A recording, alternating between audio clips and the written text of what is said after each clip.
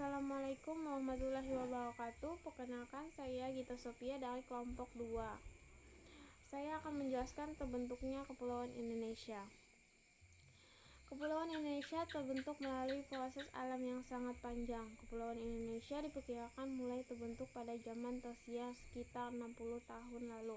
Kepulauan Indonesia terbentuk dari rangkaian aktivitas tektonik yang kuat karena terletak di titik pertemuan 3 lempeng dunia, yaitu lempeng Indo-Australia di selatan, lempeng Eurasia di utara, dan lempeng Pasifik di timur. Kegiatan tektonik pada zaman Tersier telah menggerakkan ketiga lempeng tersebut. Akibatnya daratan dunia menjadi terpecah. Benua Asia yang merupakan gabungan benua Eropa, Afrika, dan Asia selanjutnya terpecah menjadi beberapa pulau.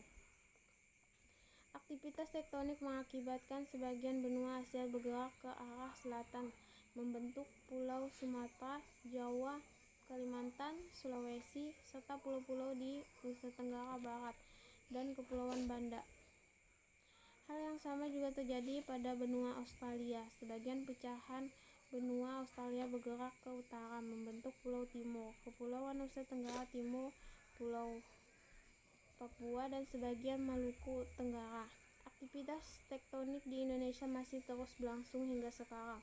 Aktivitas tersebut menyebabkan Kepulauan Indonesia sangat labil dan rawan terjadi gempa. Pada periode Pleistosen, sebagian besar daratan di dunia masih tertutup dengan lapisan es. Permukaan bumi yang masih tertutup es menyebabkan perubahan iklim dan penurunan permukaan laut hingga 100 sampai 150 meter dari titik semula, sehingga lautan menjadi dangkal dan berubah menjadi daratan. Pada periode ini, bagian barat Kepulauan Indonesia masih bergabung dengan daratan Asia Tenggara, sedangkan bagian timur Kepulauan Indonesia bergabung dengan daratan Australia.